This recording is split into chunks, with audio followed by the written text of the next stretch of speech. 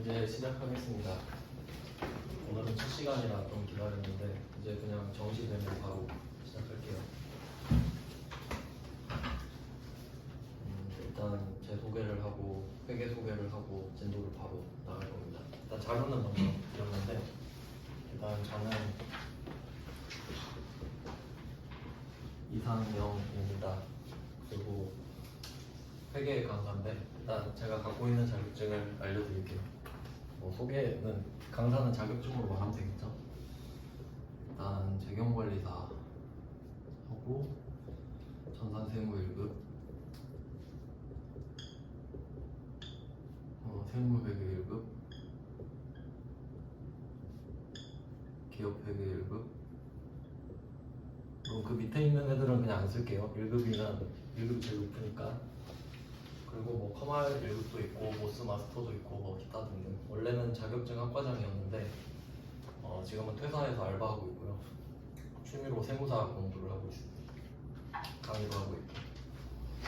그래서 저는 세무사 쪽 공부를 하고 있기 때문에 일단 범위는 다 알아요. 그러니까 이제 제 입장에서는 전산회계 1급은 아주 낮은 자격증인데 열심히 하고 있습니다.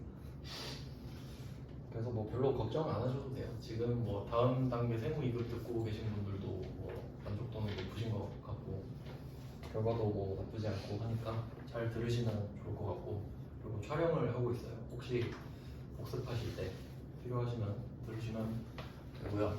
제가 이상형인데 유튜브 채널은 난 너의 이상형이에요. 재생 목록에 이제 오늘 개강했으니까 새로 만들 건데 그 재생 목록 이름은 전산회계 1급 6월 개강 이럴 겁니다. 그쪽에 가서 자료도 올려놓을 거거든요. 일단 자료는 드리긴 하는데 혹시 결석하실 수도 있고 하니까 그때는 집에서 그냥 프린터로 출력하실 수 있게 자료도 올릴 거거든요. 최대한 좀 편하게 보실 수 있게 하고 있으니까 또 필요한 거 있으면 말씀해 주시고 질문도 많이 해주시면 좋은데 거의 안 하셔가지고 일단 저는 그렇습니다. 공부 열심히 하고 있어요. 그러니까 평일에는 계속 공부를 하고 주말에만 지금 강의를 하러 나오는 거라고 보시면 돼요. 그러니까 계속 저도 공부를 하고 있는 상태라서 불안해하실 필요는 전혀 없습니다. 제 소개는 그렇고 회계는 원래는 자격증 같은 경우는 기출 문제를 바로 보여드리는 게 편하긴 한데 근데 지금은 아무것도 모르시니까 보여드려도 별로 의미가 없거든요. 그러니까 그건 이제 막바지 쪽에 좀 보여드리기로 하고, 일단 수업 방식은 개별 주제를 하나씩 다루는, 이게 이름이 회계인데 회계는 솔직히 좀 어렵거든요. 근데 전산회계 1급의 컨셉은 그냥 회계에 익숙해진다 정도예요.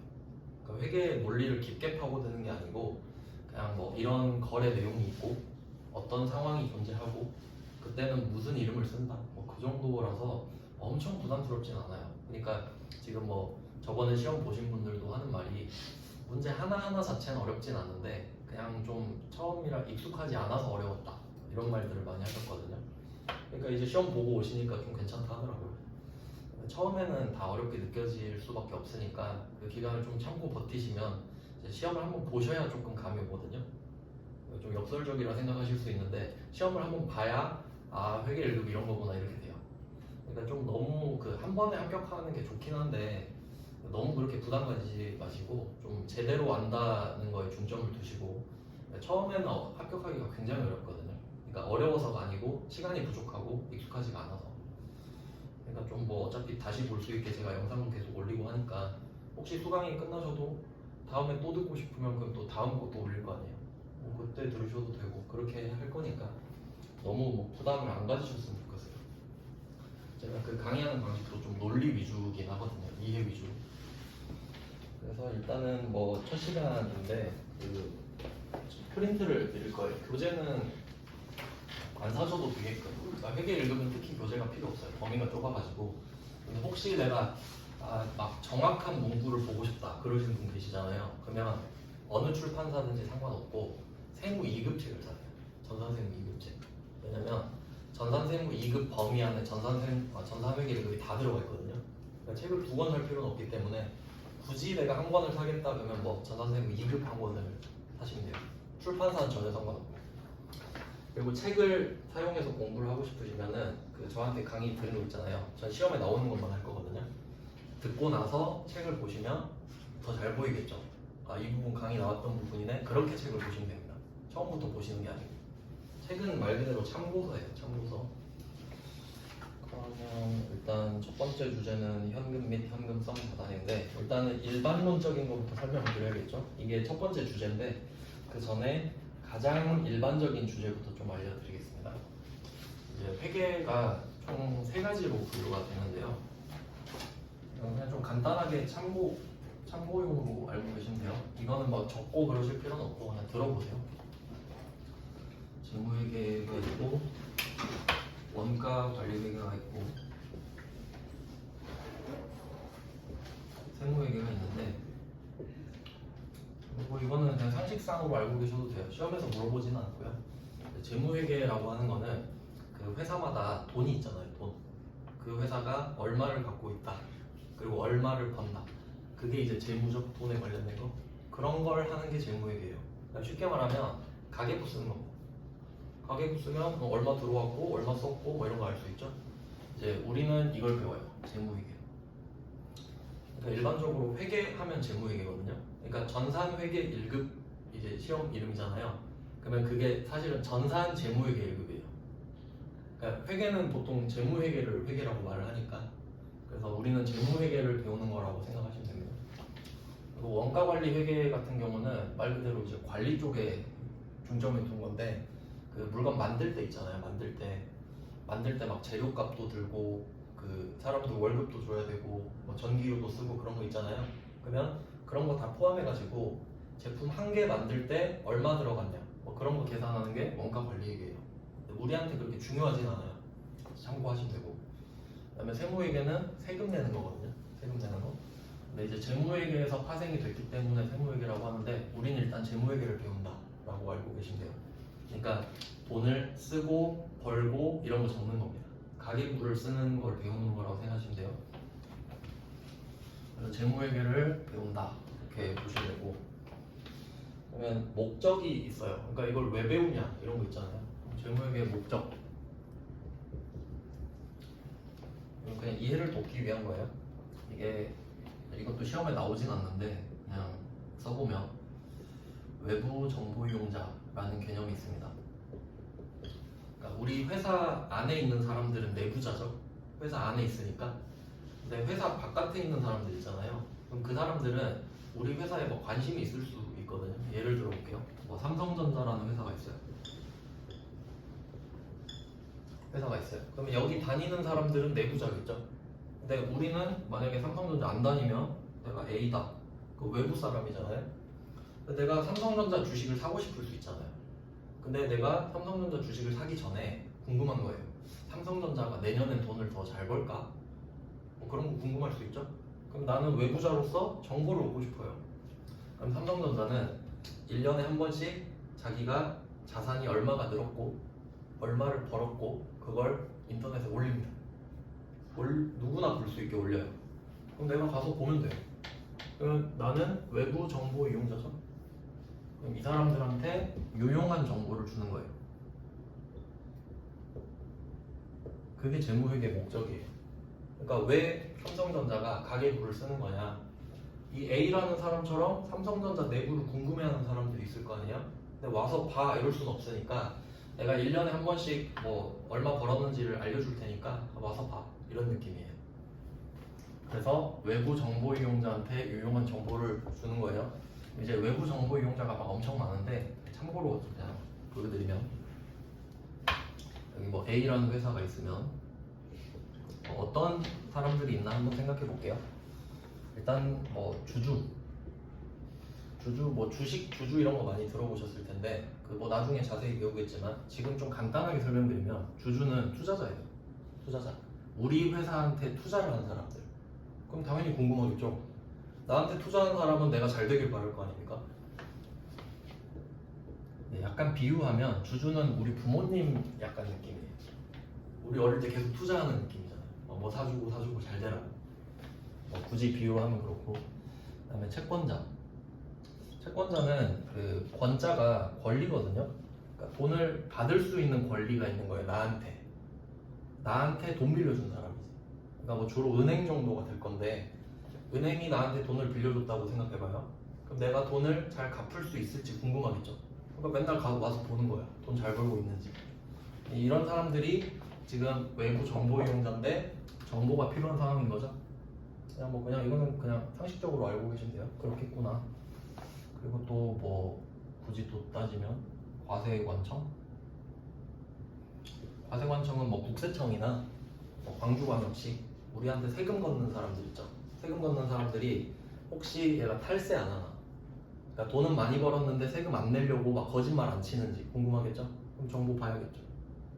뭐 이런 경우도 있고 아니 뭐 거래처도 있지 않겠습니까? 나랑 거래하는 회사가 나한테 외상을 줘도 될까? 외상을 줬다가 돈을 못 받을 수도 있잖아요. 그러니까 뭐 이런 거 계속 확인하는 거겠죠. 그러니까 이런 느낌이 외부 정보 이용자라고 보시면 됩니다. 그럼 이 사람들이 맨날 와서 물어보면 서로 귀찮으니까 그럼 이걸 알려주는 정보를 좀 제공을 자기가 제때제때 하면 좋잖아요. 이제 그 수단이 재무제표라고 하는 건데 이게 엄청 중요한 단어입니다. 그러니까 결론은 재무회계가 뭐냐라고 했을 때 외부 정보 이용자들한테 유용한 정보를 주는 것인데 편한데 앉으세요. 그럼 그걸 어떻게 하냐 이거지.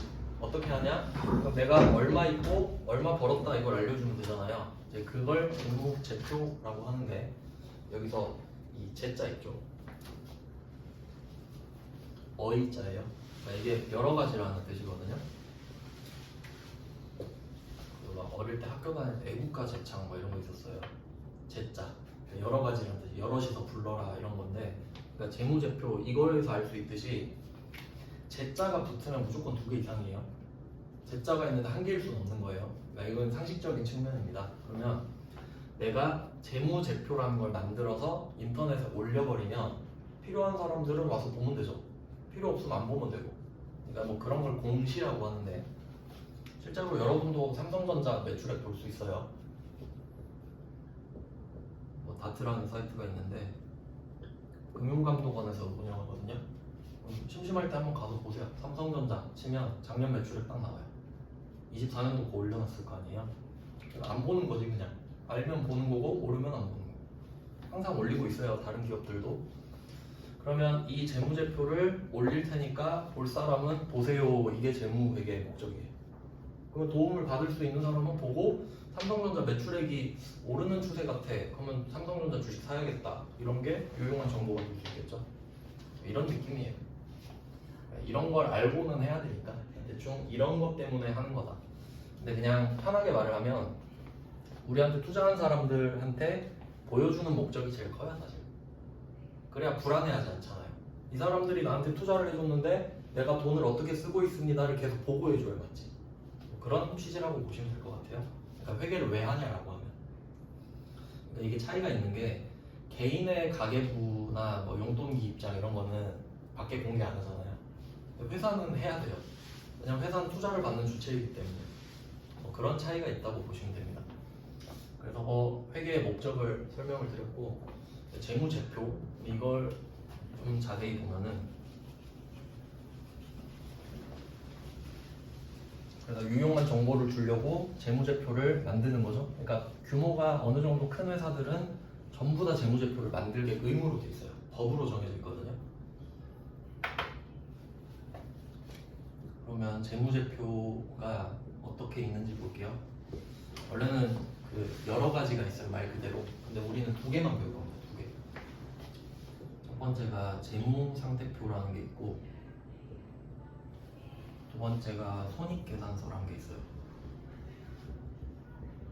이게 가장 기초적인 건데 진짜 중요한 거예요. 이게 그 기초가 안 잡혀 있으면 공부하기가 계속 힘들어요. 그러면 이름에서 한번 뜻을 볼게요. 재무상태표죠. 재무상태표. 그러니까 이게 좀 고급스러운 말인 건데 예를 들어 제가 뭐 친구한테 이렇게 물어본다고 할게요. 야, 너 얼마 있냐? 이렇게 물어볼 수 있죠. 근데 나이 먹고 그렇게 물어보긴 좀 그렇잖아요. 그럼 이제 고급스럽게 물어보려면 너 요새 재무 상태가 어때? 얼마 있냔 말이죠. 재무 상태가 좋아, 돈 많아. 재무 상태가 안 좋아, 돈 없어 이 말이죠. 그럼 재무 상태는 얼마 있는지 알려주는 거예요. 얼마 있는지 알려주면 너가 얼마 있구나 알 수 있는 거죠. 그럼 이걸 또 어떻게 표시하냐면 이렇게 왼쪽 오른쪽을 나눠서 왼쪽에 자산이라고 쓰고 오른쪽에 부채, 자본 뭐 이렇게 쓰는 겁니다. 그럼 이 구조가 이제 가장 근간이 되는 건데 거의 우린 이걸 배운다고 생각하시면 되거든요. 일상에서 쓰는 용어랑 좀 다릅니다.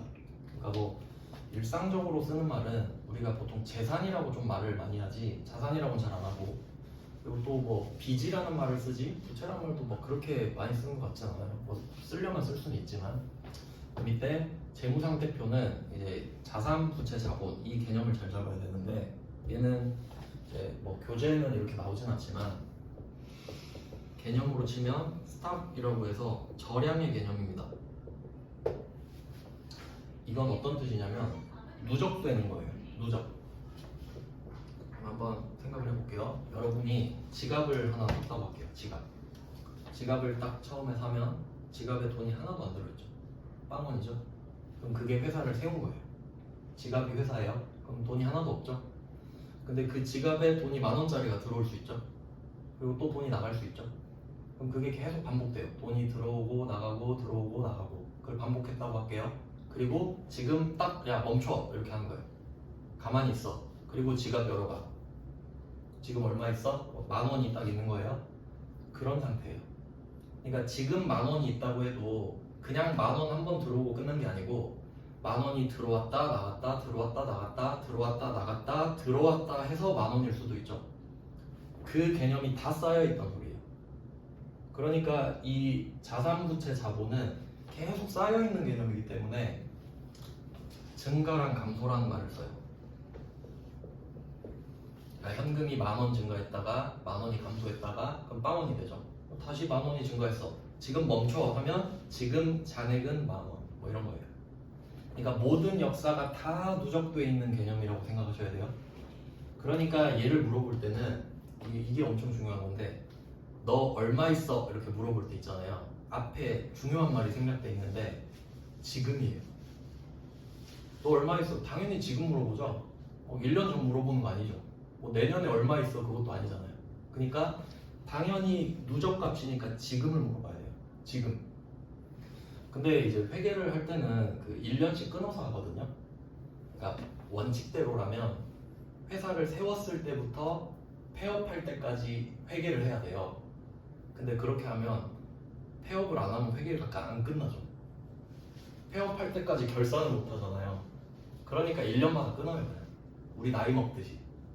그러니까 그냥 1년마다 끊어 뭐 별로 그건 어렵지 않죠? 그럴 수 있겠구나 싶죠? 그러면 회계 기간이 1년이에요.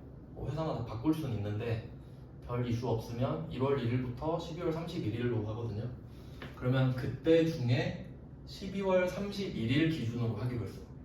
마지막 날 기준으로 하기로 했어. 그냥 1월 1일로 해도 되는데 그냥 12월 31일로 정한 거예요. 왜냐면 그 지금이 언젠지를 정해줘야 되니까. 그래서 그냥 정한 게 12월 31일. 그러니까 12월 31일에 얼마 있어? 이렇게 물어보는 거지. 왜냐면 1년은 365일이잖아요. 근데 다른 날 아니고 무조건 마지막 날 기준으로만 물어봐요. 그러면 작년도 작년 말, 올해는 올해 말 이렇게 되겠죠. 그럼 두 개가 있잖아요. 그럼 두 개를 비교하면 돈이 늘었는지 줄었는지 알 수 있지. 그런 용도로 쓰는 겁니다. 돈이 많아졌는지 적어졌는지 그걸 판단하겠다는 거지. 그래서 얘는 그 누적값이라는 거 되게 중요해요. 나중에 응용되거든요, 이 부분이. 그리고 이제 손익계산서로 가보죠. 이 부분이 조금 어려운 것 같아요. 뭐 제 입장에서 설명하기가 어렵다고 해야 될까? 그러니까 이게 이 손익계산서 쪽은 수익이랑 비용이란 말을 쓰거든요. 수익, 비용. 뭐 대충 느낌은 아시죠? 수익은 좋은 거고 비용은 안 좋은 느낌은 들잖아요. 그러면 보통은 회사가 이제 장사를 하는 이유가 비용보단 수익이 커야겠죠. 그러면 수익이 좀 더 크면 남는 게 이익이 돼요. 일단 첫 번째 관문은 수익과 이익은 다르다. 인 겁니다. 이익이 훨씬 중요한 개념이에요. 뭐 이런 건데, 그러면 우리가 알고 있는 거랑 한번 비교를 해볼게요. 우리는 그 보통 가계부로 한번 비교를 해보죠. 가계부 알고 계시니까 가계부를 적는 방식은 단식북이라고 해요. 그 막 운동 경기 같은 거 혼자 하면 단식이라 그러고 둘이 하면 막 복식이라 그러죠. 그러니까 거기서 단식 하나. 예를 들어 볼게요. 어떻게 쓰는지. 예를 들어 오늘 내가 콩나물을 샀다. 콩나물 500원. 뭐 이런 식이에요. 그러니까 한 줄 쓰고 끝. 그리고 이건 뭐라고 하냐면 지출이라고 합니다. 들어보셨죠? 지출? 현금이 나간 걸 지출이라고 합니다. 그리고 현금이 들어온 걸 수입이라고 하죠. 그리고 생각을 해볼게요. 우리는 수입과 비용을 씁니다. 수입과 지출을 씁니다. 차이가 당연히 있겠죠? 왜냐면 똑같으면 똑같은 말을 썼을 거 아니에요. 차이가 뭐냐면 이 수입과 지출은 현금주의예요. 말 그대로 현금이 들어오면 쓰고 현금이 나가면 쓰는 겁니다. 또. 근데 우리 회계에서는 그러니까 우리는 이게 쓰는 게 복식북이 쓰거든요. 얘는 한 줄로 쓰고 딱 끝나잖아요. 근데 우리는 거래를 하나만 해도 두 개를 적을 거예요. 그래서 이제 약간 복선이 있는 게 제가 양쪽으로 쪼개놨죠. 왼쪽 오른쪽 왼쪽 오른쪽 이렇게 왼쪽 하나 오른쪽 하나를 무조건 써요. 같이. 굳이 얘를 이제 두 줄로 써보면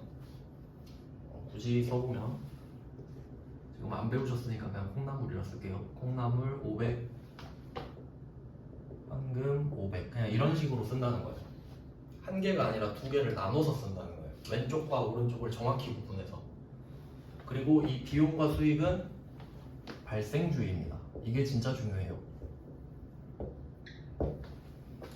그러니까 왜 회계 자격증을 딴 사람을 뽑냐면 회계는 발생주의거든요. 이걸 안 배우면 발생주의를 모르니까. 왜냐면 그 전엔 다 현금주의로 생각하거든요. 그냥 당연한 느낌이 있어요. 아니 현금이 들어왔으니까 적지 나가니까 적지. 근데 회계는 이걸 바보 같다는 거예요. 현금주의는 믿을 수가 없어. 무조건 발생주의를 써라. 근데 이유를 생각해보면 간단한 예시를 들어볼게요. 만약에 어떤 사람이 뭐 월급을 300 받는다고 합시다. 계산하기 편하게 한 달이 30일이니까 월 300을 번다고 해봅시다. 그러면 월급날에 300이 들어오죠. 그럼 가계부를 쓰면 월급날에 수입 300 이렇게 적겠죠. 월급 300.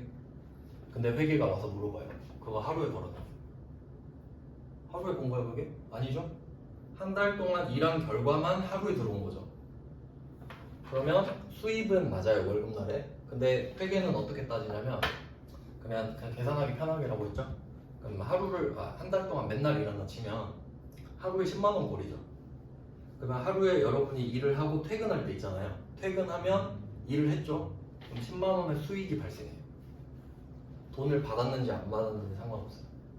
일을 했기 때문이죠. 차이 아시겠어요? 이게 발생주의예요. 발생주의는 거짓말을 못해요. 왜냐면 여러분이 일을 했는데 돈을 안 받았다고 일을 안 한 건 아니죠. 그러니까 이렇게 적으라 이거예요. 일을 했으면 일을 했다고 적으라. 그러니까 현금주의로 가버리면 위조할 수 있잖아요. 그럼 돈 안 받으면 일 안 한 거예요? 그건 아니잖아요. 그러니까 현금주의는 너무 바보 같은 거예요. 회계가 보기에. 그러니까 이거는 못 믿으니까 난 이거 안 친다. 무조건 발생주의로 다 해. 그러니까 이거 안 배운 사람은 회계를 할 수가 없는 거예요. 그러니까 자격증 딴 사람들을 뽑아서 더 가르치는 거지. 왜냐면 이제 받아들여서 발생주의 가르치고 그럴 수가 없으니까. 그래서 이게 좀 관념적인 차이가 있는 거예요. 수입과 지출은 눈에 띄죠. 확실하죠. 근데 수입과 비용이 좀 더 그 현실적이긴 한데 약간 느낌이 관념적이에요. 그래서 왜냐면 돈을 안 받았는데 퇴근하면서 오늘 10만 원 벌었다 이게 수익이거든요. 조금 애매하다는 거예요. 그러니까 이 수익과 비용은 관념적이라는 생각을 하셔야 돼요. 수입과 지출이 아니다라는 거죠. 그러면 종합을 해볼게요.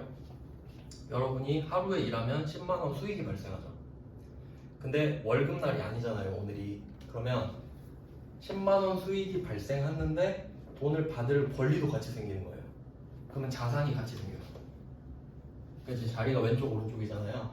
그 왼쪽 자리 오른쪽 자리가 있는 거거든요. 그럼 수익이 10만 원 발생하고 내가 받을 수 있는 돈이니까 자산 여기 같이 넣어요. 그럼 그게 30일이 지나면 30개가 쌓여 있겠죠. 근데 수익은 하루에 10만 원씩 30개예요. 근데 자산은 누적값이라고 그랬죠. 그러면 300이 쌓여 있을 거 아니에요, 자산이. 그럼 그 자산이 없어지면서 현금 300이 또 들어오는 회계 처리를 또 하는 거예요. 그런 느낌인 거예요. 그러니까 엄밀히 따지면 발생주의와 현금주의를 같이 해야 되죠. 왜냐면 현금 들어온 거 무시할 수는 없잖아요, 또. 근데 우선순위가 발생주의야 이거지. 얘를 먼저 하고 그리고 얘도 고려해라 이런 느낌입니다. 뭐 그런 거예요. 그래서 지금 이 수익 비용 때문에 이걸 설명드린 거고, 그리고 이제 얘가 사실 더 중요해요. 손익계산서가. 손익계산서는 관념적인 거라고 그랬잖아요.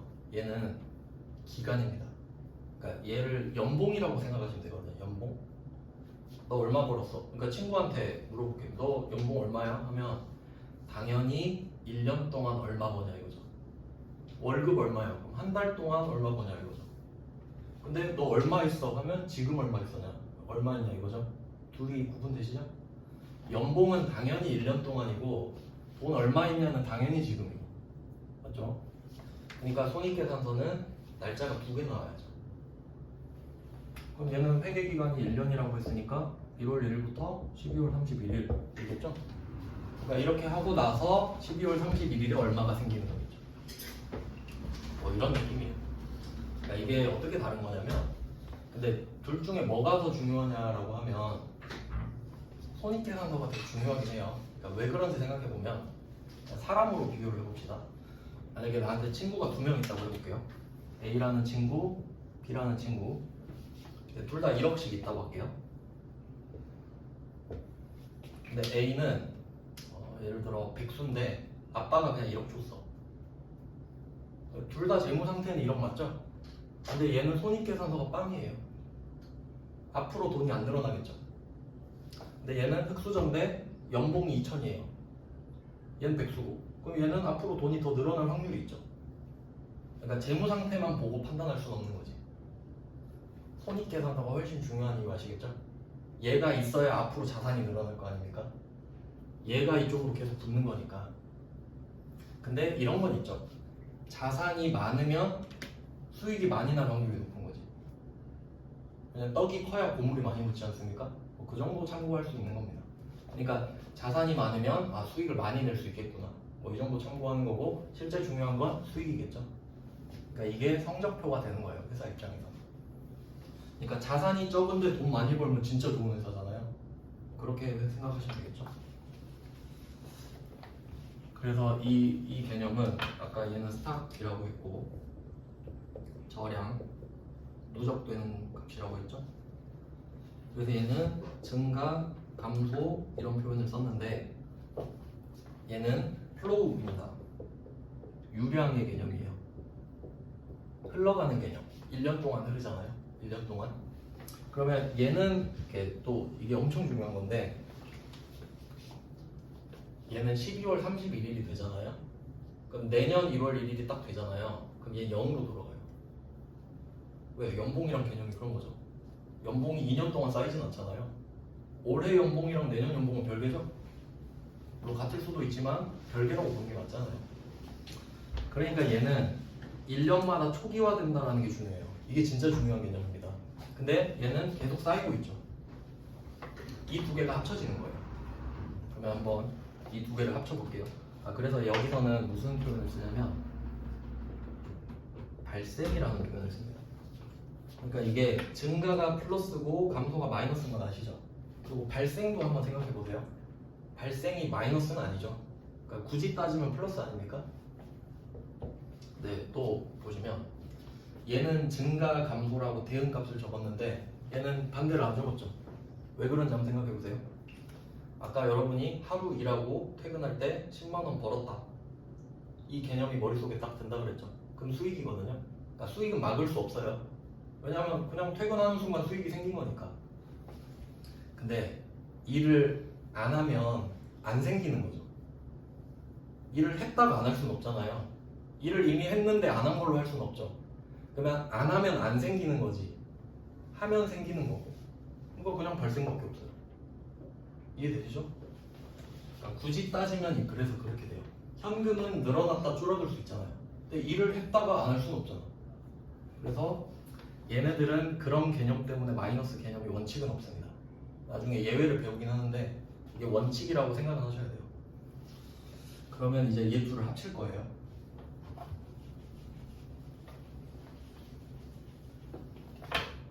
그러면 뭐 자산이 이거 하나씩 좀 봐야겠네. 이것부터 자산, 부채, 자본이 있는데 뭐 예를 한번 들어보죠. 그냥 좀 쉽게 설명할게요. 지금은 처음이니까. 예를 들어서 뭐 친구가 오랜만에 만났는데 차를 새로 샀다고 할게요. 새 차를 샀대. 1억짜리. 뭐 G80 샀다고 합시다. 제네시스 G80을 사서 나한테 자랑을 하는 거예요. 그러면 누가 봐도 얘는 자산이 1억이 있는 거거든요. 그쵸? 그냥 눈에 보이는 거죠. 얘는 1억짜리 차가 있구나. 근데 나는 이제 친구니까 물어볼 수 있지. 너 그거 어떻게 샀어? 하니까 60개월 할부로 샀어. 이럴 수 있죠.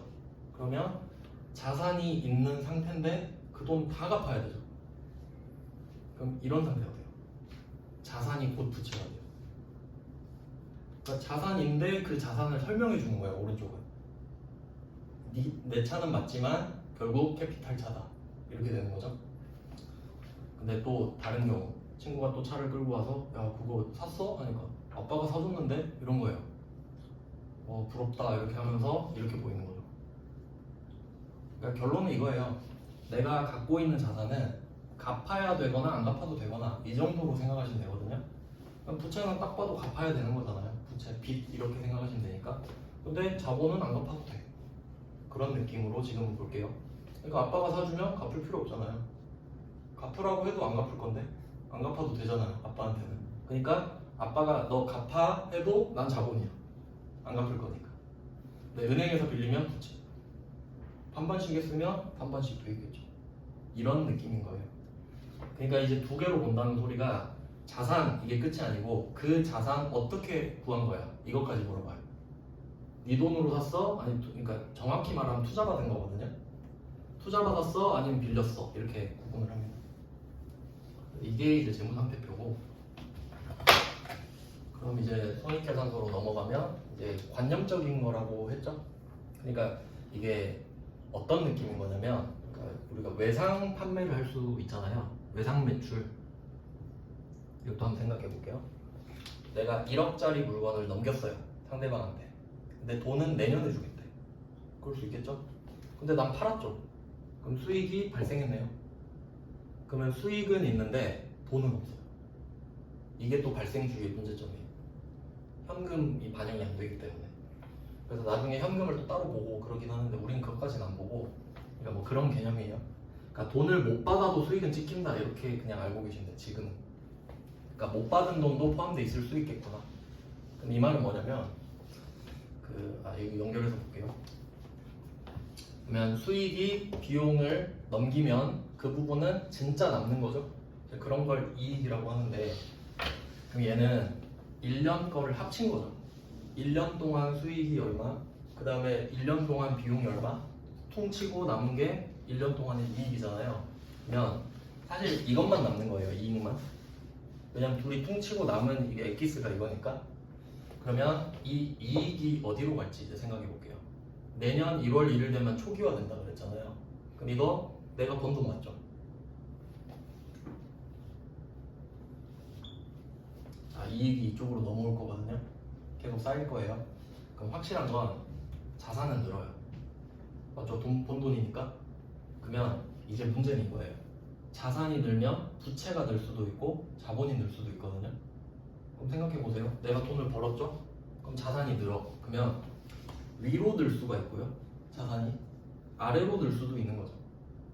위로 늘면 갚을 돈이 생기는 거고 아래로 가면 안 갚아도 되는 거죠. 당연히 위쪽은 아니겠죠. 내가 돈을 벌었는데 갚아야 되고 그런 거 아니잖아요. 그러면 이 이익이 넘어오면 자산이 느는데 아래로 늘어요. 그렇겠죠? 부채가 아니니까. 그러면 자본은 크게 두 가지로 나눠지는 거예요. 처음에 투자받은 돈이랑 내가 번 돈.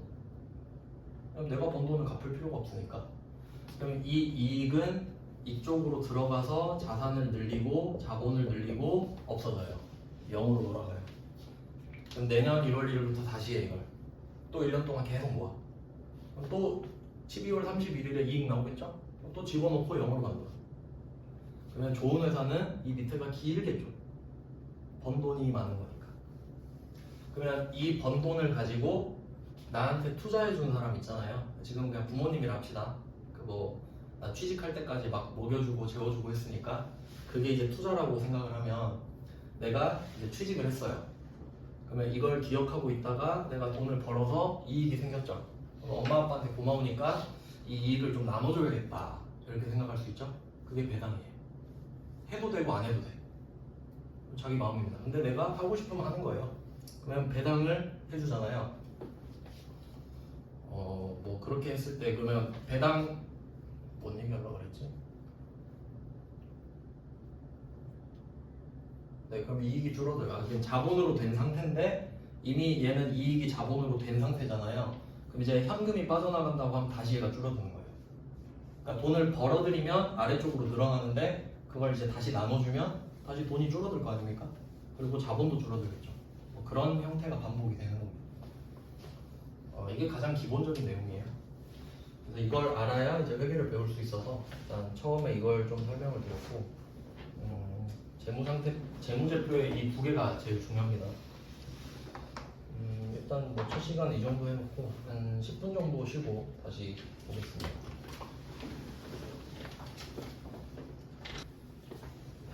이제 다시 이렇게 해서 볼게요. 앞으로 이제 자산, 부채, 자본, 수익, 비용 이렇게 배우는데 이제 근본적인 건 자산, 부채, 자본이고요. 이제 이 수익과 비용은 좀 딸려오는 개념이라고 보시면 되는데 원래는 좀 더 복잡한 개념이 있는데 일단 처음에는 좀 단순하게 설명을 드리면 이 수익과 비용은 이 재무상태표에서 결정이 된다고 보셔도 되는데 어떻게 결정이 되냐면 순자산이라는 개념이 있습니다. 순자산. 뭐 예를 들어서 내가 자산이 2억이 있는데 2억. 근데 그 중에 부채가 5천이 있다고 합시다. 그럼 내가 가진 돈은 2억인데 언젠가 5천은 갚아야 되는 거죠. 그러면 그걸 미리 그냥 빼고는 거예요. 그래서 이 순자산은 자산에서 부채를 뺀 개념입니다. 그러니까 조금 보수적인 개념인 거죠. 그러니까 빚을 내가 지금 안 갚아도 되지만 2억이 있는데 5천은 언젠간 갚아야 돼. 그럼 그냥 갚았다 치고 1억 5천이 있다 이렇게 생각해 버리는 거죠. 그게 순자산입니다. 순자산. 그럼 이 순자산은 자산에서 부채를 뺀 거고요.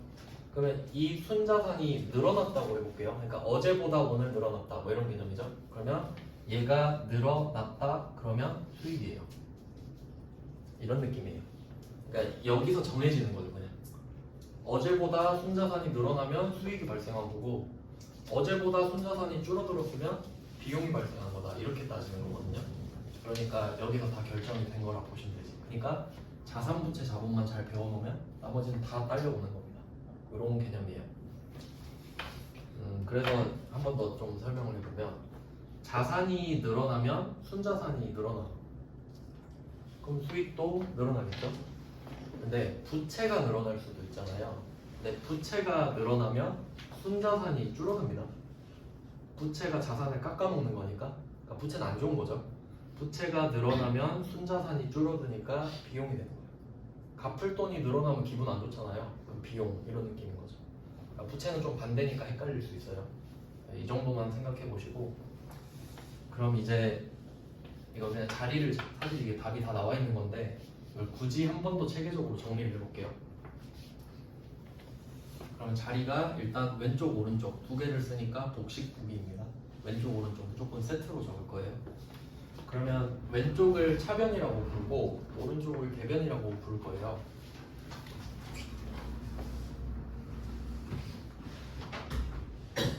이거 그냥 쭉 쓸게요. 일단 외워야 되는 거는 왼쪽을 차변이라고 부른다, 오른쪽을 대변이라고 부른다. 이건 어쩔 수 없어요. 외워야 되는 거고. 그리고 이제 자산 증가를 왼쪽에 쓴다. 자산이 지금 왼쪽에 있죠? 그럼 이게 자산이 늘어난다는 뜻이거든요. 그러면 자산의 증가는 차변에 쓴다. 여기까지는 놓으셔야 돼요. 그리고 나머지는 다 이해할 수 있어요. 그러면 그냥 간단하게 생각해 볼게요. 자리가 왼쪽 오른쪽밖에 없어요. 그러면 자산이 늘어날 때 왼쪽에 써요. 그럼 자산이 줄어들면 오른쪽에 쓰면 되겠죠. 이제 이 나머지는 다 이해라는 거죠. 그러면 자산이 줄면 오른쪽에 씁니다. 예를 들면 우리가 알고 있는 자산 중에 제일 만만한 게 현금이거든요. 현금은 자산이 맞죠? 그러면 내가 현금 10,000원 얘를 왼쪽에 적잖아요. 그럼 나한테 현금 10,000원이 들어온 거예요. 그렇게 뜻으로 적는 거예요. 근데 내가 10,000원을 어디 가서 썼어요. 그럼 그 현금 10,000원을 오른쪽에 쓰면 되는 거지. 그거 자체로 뜻을 나타내는 겁니다. 그러니까 막 줄줄이 설명하는 게 아니고 그냥 왼쪽에 쓰면 들어온 거, 오른쪽에 쓰면 나간 거. 약간 느낌은 처음 배우시는 분들은 그냥 왼쪽에서 오른쪽으로 관통한다 생각하면 되죠. 왼쪽으로 들어와서 오른쪽으로 나가니까. 일단 자산을 거의 위주로 배우거든요, 우리는. 자, 그러면 자산은 왼쪽입니다. 그리고 이제 부채의 자리는 반대편이 돼요. 이제 왜 그런지 한번 생각을 해볼게요. 최대한 좀 이해를 하고 넘어가 보겠습니다. 그냥 외우라고 해도 되는데 저는 그런 걸 별로 안 좋아해가지고. 그러면 내가 돈을 빌렸다고 해볼게요. 철수한테 돈을 빌렸어요. 철수야 현금 10,000원만 줘 하면, 자, 현금은 자산이거든요. 그러니까 성격은 이미 정해져 있는 거예요. 현금은 자산이에요. 현금이 부채가 될 수는 없어요. 그럼 현금은 자산이니까 얘를 왼쪽에 썼던 소리는 현금이란 자산이 왼쪽에 그러니까 증가했단 소리예요. 앞으로 저는 밑에다가 다 이걸 써드릴 거예요. 의미를 밑에다가 쓸 겁니다. 자, 그러면 현금 10,000원이 늘었다. 근데 이게 가계부면요 이렇게 끝나요. 10,000원 들어왔다 끝.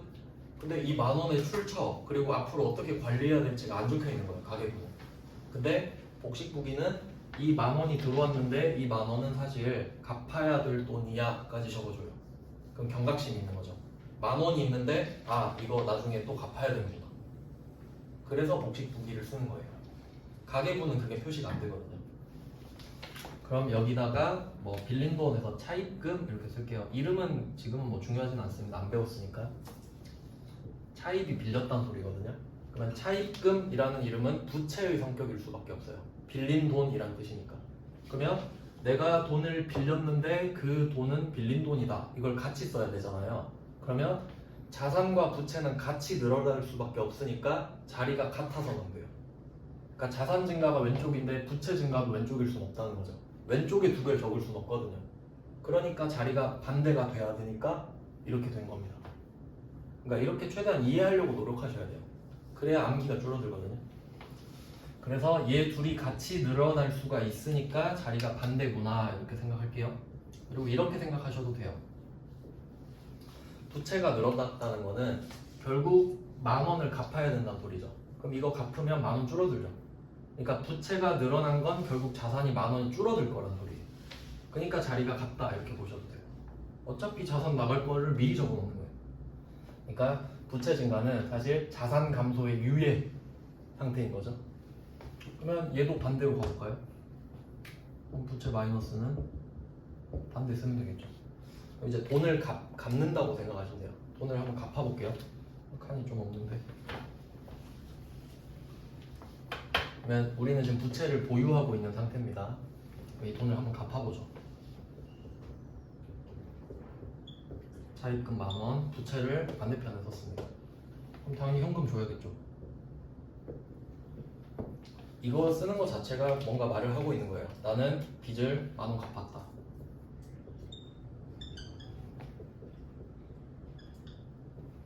이렇게 돼야겠죠. 그러니까 부채를 갚으면 자산이 줄어들 수밖에 없잖아요. 그럼 둘이 같이 써야 되니까 둘이 같은 자리만, 반대니까 결국 X자로 가는 거죠. 이런 논리예요. 그리고 자본은 지금 배우긴 조금 어려워요. 이게 주식회사 개념을 알아야 돼가지고 지금은 그냥 안 갚아도 되는 돈 정도로 할게요. 자세히 알려드릴 수 있는데 지금은 시기가 적절하지 않아서. 근데 뭐 이 정도로 생각은 할 수 있죠. 아까 그 뭐 차 산 이야기 했잖아요. 친구가 차를 샀다. 근데 아빠가 사줬다. 뭐 안 갚아도 되니까 자산이 자본이랑 같이 늘 수도 있는 거잖아요. 아빠가 사준 거 차는 아빠가 사줬다. 같이 써야 되니까 반대입니다. 절대 같은 자리에 오면 안 된다는 거죠. 그러니까 쉽게 생각하면 이 부채랑 자본은 회사의 자금 조달 방법이거든요. 그러니까 내가 이 자산을 어떻게 만들었는지 나타내요. 그럼 이건 빌린 돈이니까 갚아야 돼요. 이 말이고 이 밑에 거는 이거 투자 받은 거라서 안 갚아도 돼요. 이렇게 구분해 주는 거예요. 그러니까 결론은 자산은 갚아야 되거나 안 갚아야 되는 거죠.